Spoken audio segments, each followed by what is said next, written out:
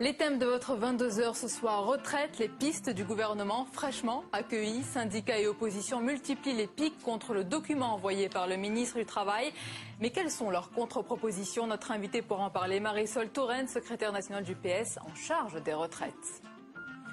Paris ouvre la voie à la remise en liberté d'Ali Vakili Rad. Cet Iranien condamné pour l'assassinat de l'ex-premier ministre Chapour Bakhtiar pourra regagner rapidement l'Iran. Les autorités françaises nient tout lien avec l'affaire Clotilde Rey, sont en train d'y voir plus clair avec de nombreux invités sur ce plateau. La chute de l'euro, la monnaie a atteint son niveau le plus bas depuis 4 ans, préoccupe bien sûr les ministres des Finances de la zone euro. Et l'effet du méga plan d'aide aura-t-il fait long feu?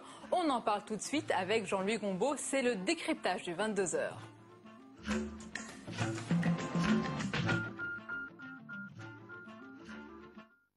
Alors, est-ce que la baisse de l'euro est dangereuse? Pour l'instant, non. Pour l'instant, vraiment, ça ne pose aucun problème et ça arrangerait plutôt nos affaires. L'euro a été à son maximum en décembre dernier. Il était autour d'1,50 $. Le voilà à 1,23 $. Ma foi, s'il baissait encore de 20%, ça serait plutôt favorable à nos exportations. C'est bon pour l'aéronautique, c'est bon pour l'agroalimentaire, c'est bon pour l'automobile, c'est bon pour plein de choses.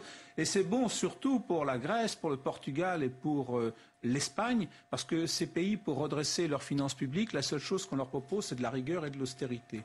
La rigueur et l'austérité, ça contracte la demande intérieure, et donc c'est plutôt récessionniste. Et donc si on a un échappatoire par l'exportation grâce à la baisse de l'euro, ça va plutôt faciliter leurs affaires. Et généralement, on estime qu'une baisse de la monnaie de l'ordre de 10%, sur un an, ça rapporte 1% de croissance. Et ça, on en a véritablement besoin. Mais si c'est pas dangereux, et alors encore plus si c'est bon, pourquoi tout le monde réagit? Pourquoi tout le monde s'agite pour rassurer? C'est exactement la réunion, comme vous venez de le dire à l'instant, des ministres des Finances à Bruxelles, tout simplement parce qu'il y a quand même des contradictions, des choses un peu plus compliquées. La première, c'est l'inflation.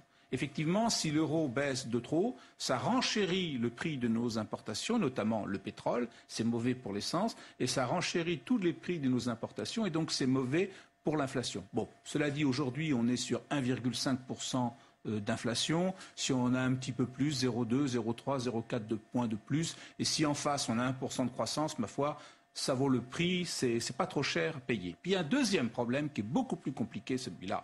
Cette semaine, l'Espagne va emprunter 16 milliards d'euros. Si en face, les créanciers se disent « Enfin, pourquoi j'irais prêter 16 milliards d'euros à l'Espagne si dans 1 an ou 2 ans, voire 3 ans, quand elle me remboursera l'argent que je vais lui prêter aujourd'hui, l'euro vaut encore moins cher. » Donc les créanciers vont s'abstenir. Donc si on est sur une perspective longue de baisse de l'euro, ça va apeurer les créanciers. C'est donc pas une bonne chose. À partir de là, la baisse de l'euro, c'est bien si on la contrôle, si on la maîtrise, si l'euro ne nous file pas entre les doigts. Et Jean-Louis, ce fameux méga plan d'aide européen dont on a beaucoup parlé, dont beaucoup de gens se sont félicités, il a servi à protéger l'euro? Plus que beaucoup de gens, l'unanimité. Oui. Vous avez eu l'unanimité sur ce plan. Alors, pour l'instant, non, pour plusieurs raisons. D'abord, ce plan n'est pas entré en vigueur. Il faut l'approbation de tous les parlements nationaux et on est loin encore du compte. Deuxièmement, ce plan, on ne sait pas très bien comment ça va fonctionner techniquement. On a la description générale du mécanisme. Mais en fait, comment ça marche véritablement quand il y a un problème, ça, on ne le sait pas. L'expérience n'est pas là pour nous le dire. Ensuite, il y a un troisième point qui est très important. C'est quand on regarde de près cette histoire de 470 milliards d'euros, en fait, ça revient à quoi?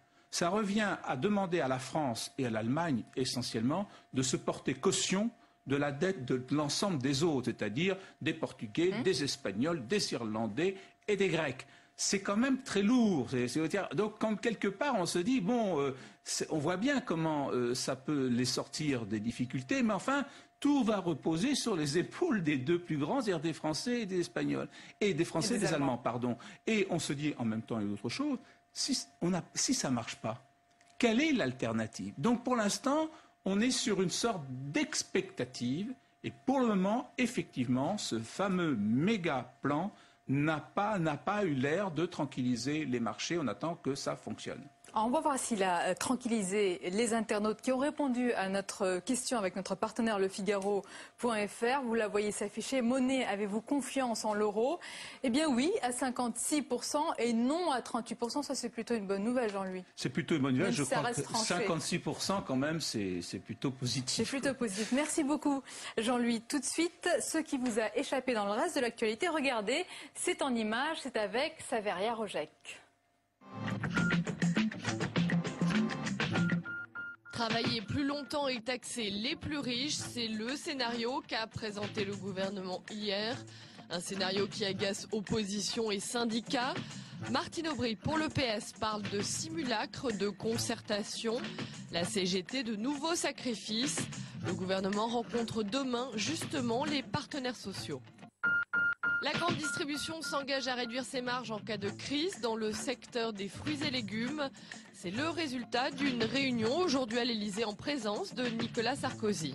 Quand il y a une crise, il faut qu'il y ait un accord de modération de marge pour que le producteur voit ce prix augmenter et que le consommateur ne soit pas pénalisé. Si, dans l'avenir, des accords de modération de marge n'étaient pas signés, alors nous demandons aux législateurs de voter le principe d'une taxe et cette taxe s'appliquerait. Chaque enseigne promet donc de réduire ses marges en cas de conjoncture difficile. La possibilité de conclure ce type d'accord sera entérinée dans le projet de loi de modernisation de l'agriculture examiné cette semaine au Sénat. Un anniversaire est presque une performance. François Fillon fête aujourd'hui ses 3 ans à Matignon. Il est même en passe de battre le record de longévité d'un Premier ministre de droite depuis 30 ans. Jean-Pierre Raffarin avait tenu 3 ans et 25 jours. François Fillon refuse de s'exprimer sur son avenir qui se jouera après la réforme des retraites en septembre. Situation toujours dramatique en Thaïlande où les affrontements ont fait plus de 35 morts en 4 jours. Pour la première fois depuis le début des violences, les chemises rouges ont proposé un cessez-le-feu, mais ils refusent toujours d'évacuer le centre de Bangkok, malgré la menace du gouvernement d'intervenir par la force. Elle est l'invitée du 22h et on la remercie d'être là parce que la plupart des socialistes attendent le feu vert de la chef Martine Aubry pour parler retraite. Donc merci beaucoup Marisol Touraine d'être avec nous ce soir. Bonsoir. Bienvenue, bonsoir. Alors les Français attendent évidemment le fameux plan alternatif de l'opposition du PS sur les retraites. C'est pour quand? Pour bientôt. C'est-à-dire? Oh, dans quelques jours, d'ici quelques jours, ne vous inquiétez pas. Je ne m'inquiète pas.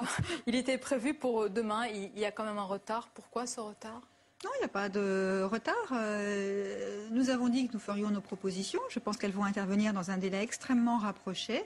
Et aujourd'hui, nous réagissons au plan ou au soi-disant plan du gouvernement qui nous a présenté des propositions qui, au fond, n'innovent pas tellement, ne nous apprennent pas grand-chose sur les intentions d'Éric Woerth et nous inquiètent un petit peu sur un certain nombre de points. Avant de revenir justement sur les pistes du gouvernement dévoilées, que répondez-vous à ceux qui prétendent que vous ne dévoilez pas vos propositions pour l'instant parce que vous n'en avez pas?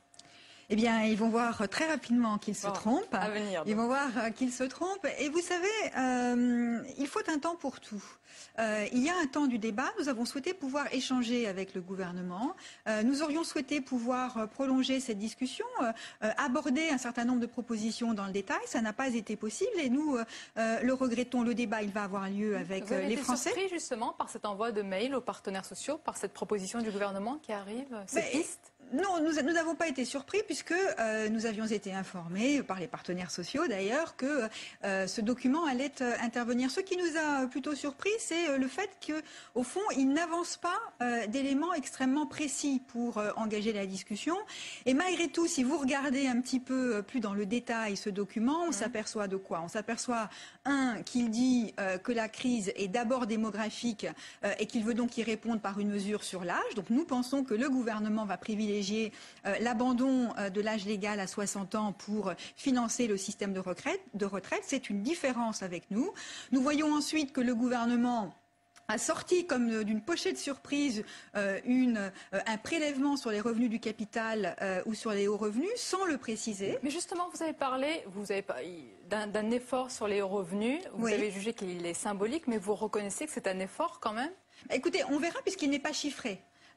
Donc, pour pouvoir porter un jugement complet sur cette mesure, sur cette hypothèse, il faudrait qu'il soit chiffré. Simplement, il y a un problème de cohérence, parce que dans le document du gouvernement, il est indiqué qu'il refuse de s'engager dans une hausse de prélèvement importante. Nous en déduisons donc que ce nouveau prélèvement va être relativement limité et sera symbolique. C'est-à-dire concrètement, on ne peut pas compter sur la solidarité des hauts revenus et des revenus du capital pour financer les retraites demain. Si ce sont les salariés. Vous ne connaissez pas jusqu'à quel point, en tous les cas, pour le moment. Ce sera une toute petite solidarité. Vous savez, le gouvernement d'un côté nous dit... Pas pour le moment. Oui, mais le gouvernement nous dit ça va être des dizaines de milliards auxquels il faut pouvoir...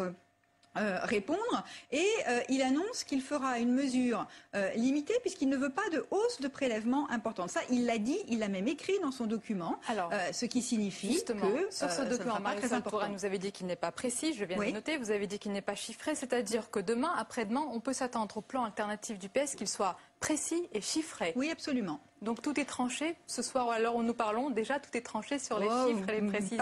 Pas loin, pratiquement. C'est-à-dire, il faut mettre tout le monde d'accord Nous en sommes, oui, ou simplement se mettre d'accord sur parfois un certain nombre de choix qu'il y a entre certains types de prélèvements. Par exemple, je vais vous donner des exemples précis. Nous avons dit depuis déjà un certain temps qu'aucune réforme des retraites n'était envisageable sans faire appel aux revenus, à une contribution des revenus du capital. Quels revenus du capital allons-nous mettre à contribution? Nous avons un certain nombre d'idées. Alors lesquelles? Eh bien, par exemple, nous pensons qu'un certain nombre de revenus aujourd'hui sont exonérés, les stock options, les retraites chapeau, mais aussi les revenus de l'intéressement, les revenus de la participation. Il y a des revenus qui sont exonérés de CSG. On se demande pourquoi. Plusieurs pistes par exemple, seront probablement contenues dans ce plan. Et Marisol Touraine, est-ce que vous envisagez aussi de demander un effort aux retraités eux-mêmes? Est-ce que c'est une solution qui est retenue aujourd'hui par le PS? Je dois dire que non. Nous avons bien entendu qu'un certain nombre de propositions allaient dans ce sens-là. Ça n'est pas notre démarche, ça n'est pas la façon que nous avons de raisonner. Parce que le niveau de vie de ces retraités s'est amélioré, on pourrait peut-être leur demander aussi un effort. Absolument, mais ce que nous souhaitons faire, c'est demander un effort, non pas en fonction de l'âge, mais en fonction du niveau de revenu. Et donc pour nous, il n'y a pas les jeunes et les moins jeunes, il n'y a pas à stigmatiser une catégorie de la population ou à opposer les générations entre elles, mais à dire ceux qui ont des revenus importants, ceux qui ont du capital, qu'ils soient jeunes ou moins jeunes, devront contribuer à l'effort pour sauvegarder le système de retraite. Alors Marisol Touraine, vous travaillez depuis longtemps évidemment sur ces questions de retraite, vous êtes spécialiste de ces questions que vous connaissez bien, et au-delà de l'opposition droite-gauche, comment vous jugez la méthode de votre interlocuteur au gouvernement, Éric Woerth? Les Échos l'a qualifié de l'horloger des retraites, un bosseur discret qui avance doucement mais sûrement. Oui, je crois que Éric Woerth... Vous reconnaissez son expérience sur... écoutez, Éric Woerth est un homme qui travaille et qui va faire des propositions. Je pense que c'est un homme tout à fait, convaincu des orientations auxquelles il réfléchit. C'est un homme qui est convaincu de l'idée que faire travailler plus longtemps, y compris des gens qui ont commencé jeunes, qui ont eu des métiers pénibles et modestes, eh bien, au fond, cela fait partie de la réalité de la vie, d'une certaine manière. C'est une conception que je ne partage pas, mais je lui reconnais, une certaine droiture et disons, c'est un homme qui croit à un certain nombre d'idées, donc c'est quelqu'un de tout à fait respectable, même si je ne partage pas du tout ses idées, ses orientations. Et on précise que le plan du PS est donc à venir, vous m'avez dit dans les prochains jours. Donc bientôt, pas par mail comme le gouvernement. Non, puisque nous avons, l'habitude de parler, de diffuser effectivement des documents, mais je pense que Martine Aubry fera une conférence de presse, bien sûr. Donc à venir très bientôt. Merci beaucoup Marisol Touraine. On aura donc l'occasion d'en reparler. Merci à vous. La suite du journal, elle n'est pas rentrée depuis 24 heures que déjà les questions se font pressantes et que la polémique enfle. Je veux parler bien sûr de Clotilde Reiss, de retour à Paris après 10 mois en Iran, dont 6 semaines de détention.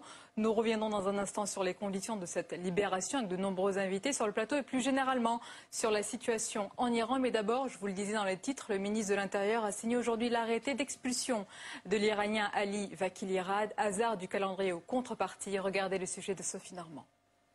Ali Vakilirad, un nom souvent cité dans le cadre de l'affaire Reiss. Cet Iranien qui a passé 18 ans en prison est libérable depuis près d'un an. Mais sa remise en liberté conditionnelle n'était envisageable que si le ministère de l'Intérieur ordonnait son expulsion. C'est donc chose faite. En 10 mois de détention en Iran, le sort de la jeune Française a fréquemment été lié à celui d'Iraniens détenus en France. En décembre dernier, Le président iranien Mahmoud Ahmadinejad déclare même que sa libération dépend de l'attitude des dirigeants français. Paris comme Téhéran démentent pourtant toute tractation, même si la concomitance des dates sème le trouble.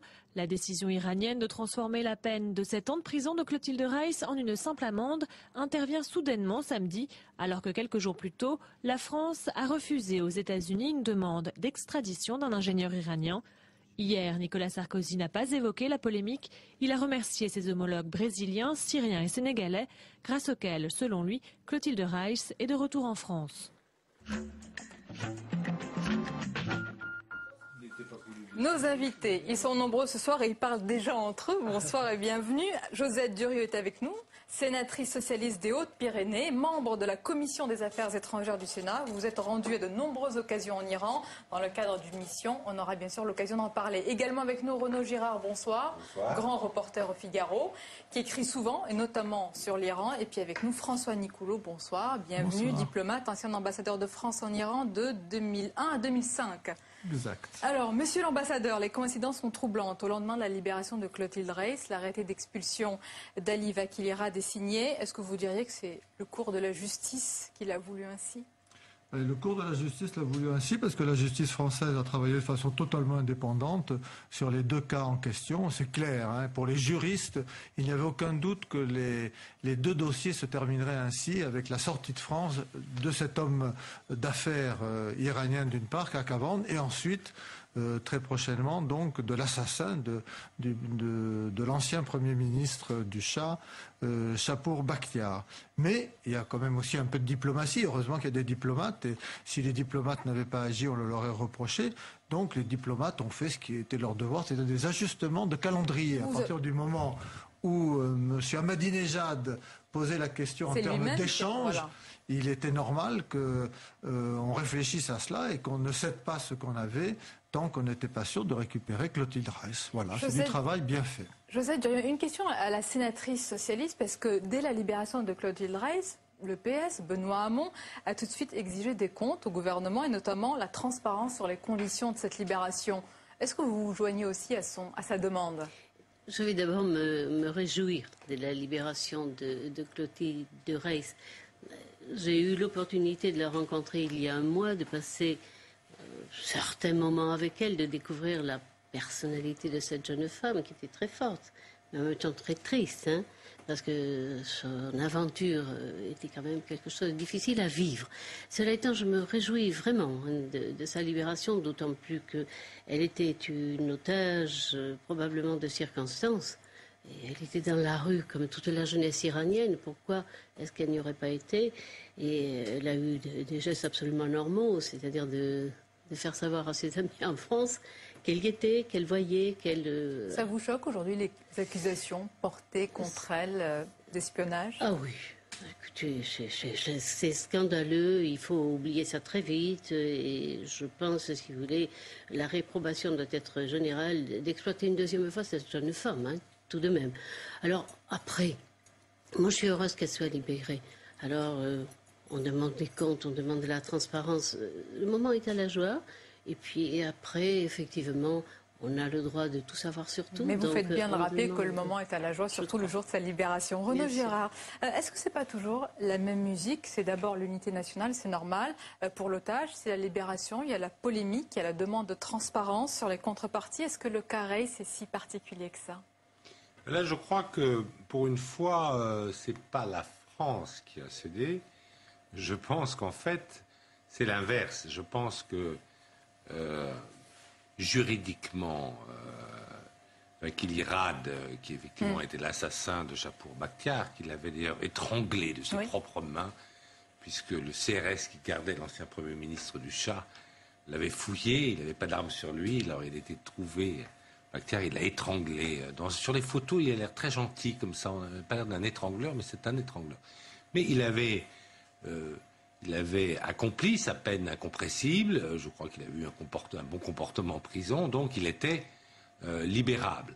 Mais le ministre de l'Intérieur, et c'est sa liberté d'appréciation, avait dit « je ne signerai pas son arrêté d'expulsion tant que Clotilde Reiss n'aura pas été libérée ». Clotilde Reiss qui était à l'évidence innocente et qui était prise comme ça parce que le gouvernement iranien voulait faire croire que ces manifestations populaires avaient été manipulées par l'étranger. Excusez-moi, juste sur ce mot à l'évidence, souvent les allégations contre elles étaient venues d'Iran, mais quand elles viennent de France ici, quand un ancien agent de la DGSE porte ses accusations contre elle, est-ce que vous employez toujours ce terme pour vous? Oui, j'emploie toujours ce terme, mais il est tout à fait regrettable que cet agent qui n'a pas l'air très sérieux, j'ai vu quelques émissions de télévision où il parlait, qui d'ailleurs accroît beaucoup le rôle qu'il avait à la DGSE. Il était un des nombreux fonctionnaires de la DGSE, il avait un rôle un peu technique, et il se permet, au mépris de toutes les règles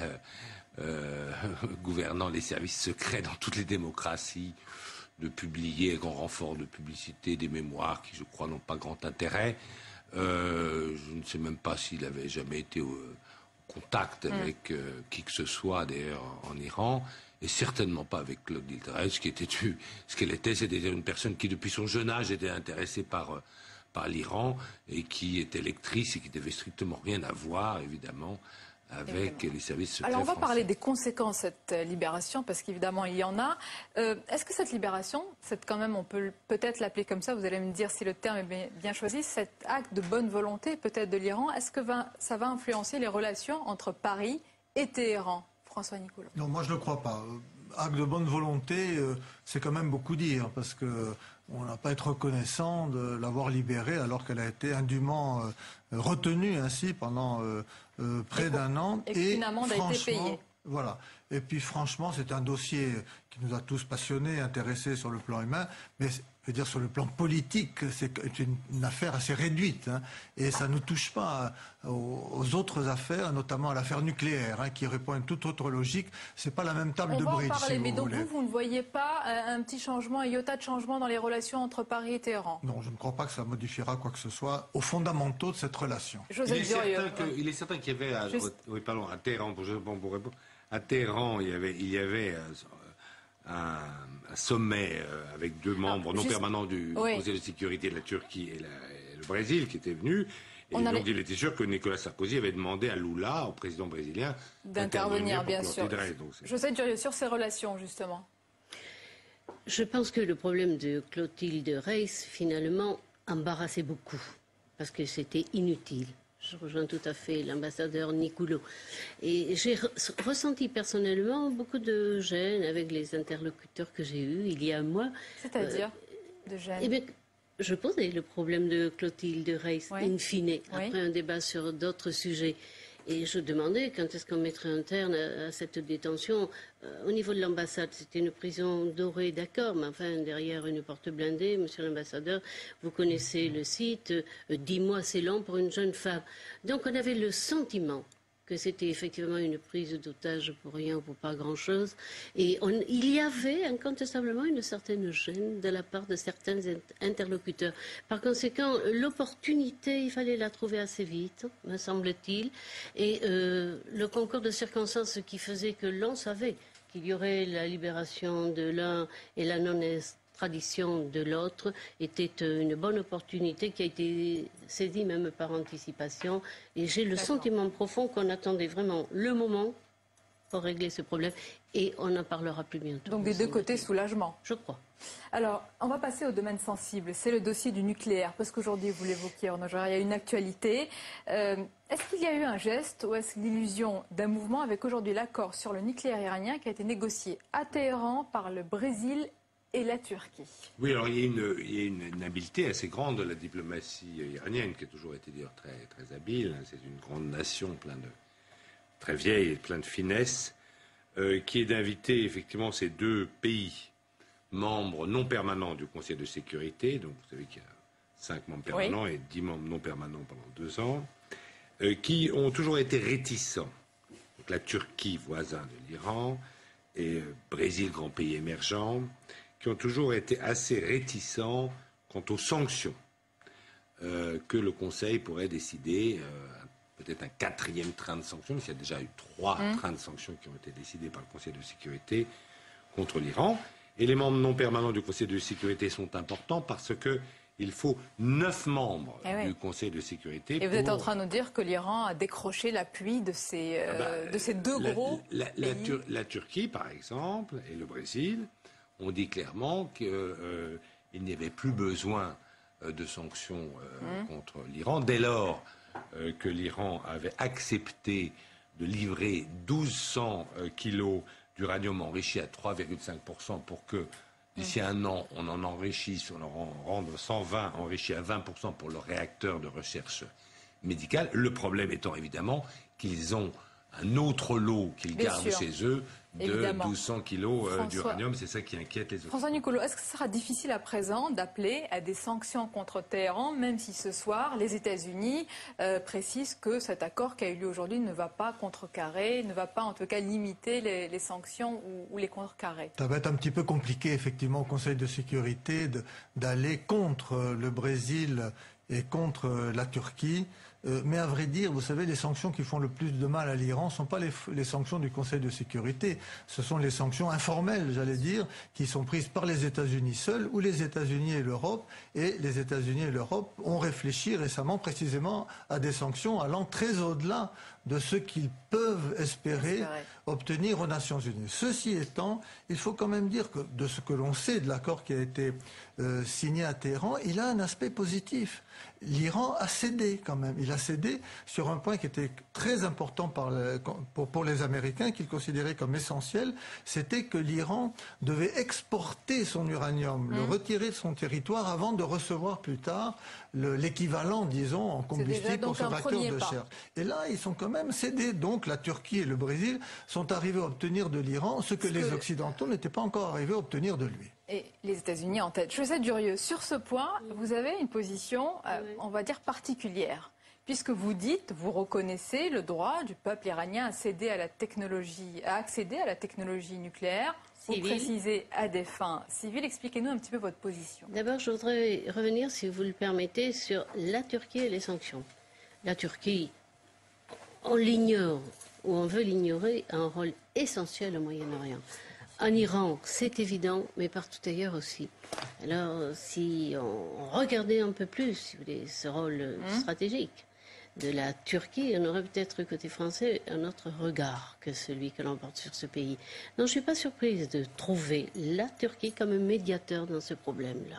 Et vous pensez que la France devrait, en tous les cas, un petit peu assouplir sa position, l'une des plus dures? En ce qui me concerne, oui, je le crois. Et vous m'avez posé... Oui, sur votre position. Oui. Sur les droits de l'Iran. Je suis gênée, j'en parlais avec l'ambassadeur Nicolo. En ce qui concerne le traité de non-prolifération, il y a ceux qui l'ont signé, c'est l'Iran, et ceux qui ne l'ont pas signé, l'Inde, le Pakistan, Israël. Ceux qui ont le droit à et ceux qui ne l'ont pas. Ça crée vraiment politiquement, c'est en politique que je réagis, ça crée, si vous voulez, une situation insupportable au niveau du débat. Déjà, et un déséquilibre. Donc, je préférerais que l'on définisse, effectivement, on le fait, hein, les droits de l'Iran à accéder au nucléaire civil. Personne ne refuse ce droit à l'Iran. Mais la limite, si vous le permettez, je voudrais simplement dire, la limite, où est le seuil entre le civil et le nucléaire? Il faudra le préciser. Et moi, dernièrement, j'ai eu droit à un mot nouveau dans le discours. Nous aussi, nous avons droit à posséder la force de la dissuasion. Il faudra que nous nous interrogions sur cette formule nouvelle en ce qui me concerne. Et j'ai l'impression, monsieur l'ambassadeur, que vous ne l'aviez pas tellement entendu. Je ne sais pas si c'est parce que j'étais française que l'on parlait de dissuasion. Vous l'avez relevé et c'est une question importante. Oui, on aura l'occasion, j'espère, d'en débattre ici. Merci beaucoup. Merci pour ce débat. C'est la fin de ce journal. Dans un instant, restez avec nous. Regardez, c'est un documentaire exceptionnel sur Public Sénat. Il est consacré à De Gaulle, la fin d'un règne. Vous allez le voir, c'est appuyé sur des archives rares avec de nombreux témoins qui racontent cet épisode de l'histoire. Très très belle soirée à vous.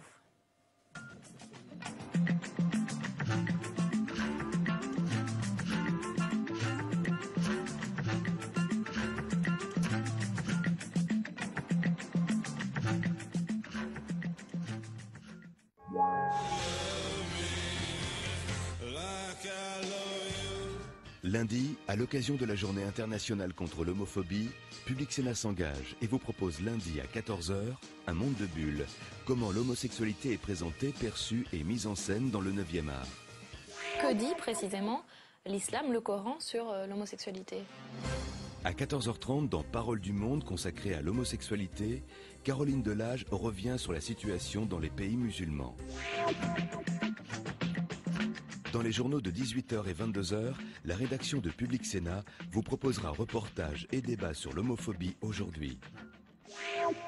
À 14h, Un monde de bulles, l'homosexualité dans la bande dessinée. À 14h30, Parole du Monde, un tabou en terre d'islam. À 18h et 22h, Michel Grossior et Sonia Mabrouk reviendront sur cette journée. La lutte contre l'homophobie, c'est aussi sur Public Sénat.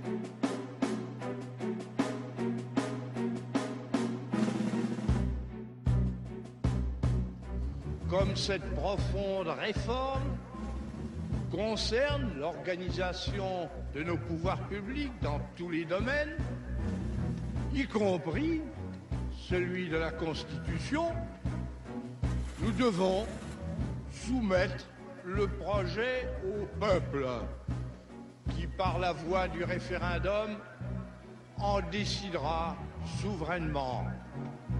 Et puisqu'il s'agit d'ouvrir la voie à une espérance nouvelle, nous le ferons au printemps.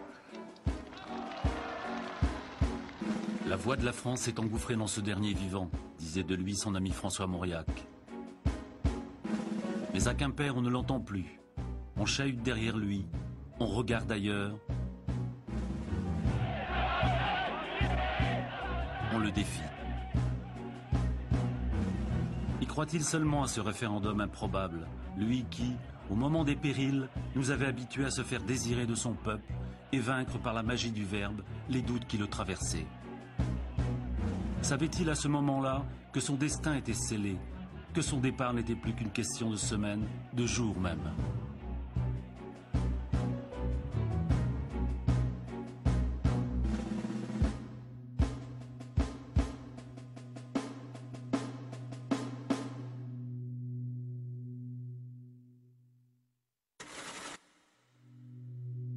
C'est l'affrontement.